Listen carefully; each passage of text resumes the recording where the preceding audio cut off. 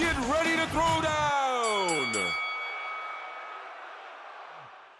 We lost Clint a minute ago. His phone was dying, and so we thought we were going to make it through, but we lost Clint, which is, it is what it is.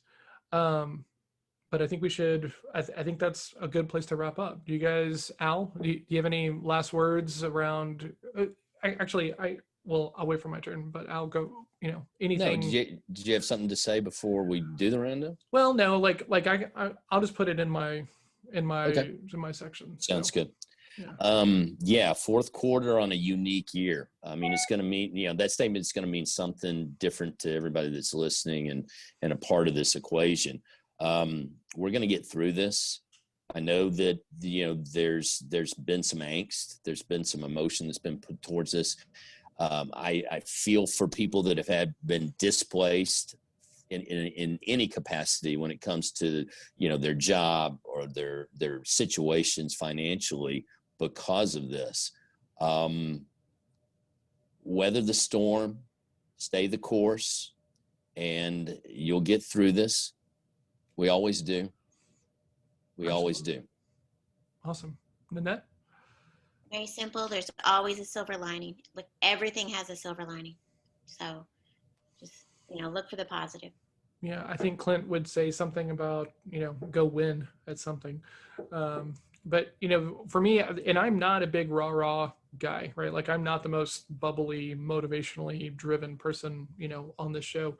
But, to Al's point, this has been an odd year for everybody. If you were still in the game, like, celebrate that success, right? Take a second to think about all the people, right? We've been talking about on the show, people being laid off and furloughed and fired and everything else like this. If you're still in the game, even if you're struggling in this, that's a huge win, right? Take a moment to appreciate that, whether it's in your journal or however you want to go about that.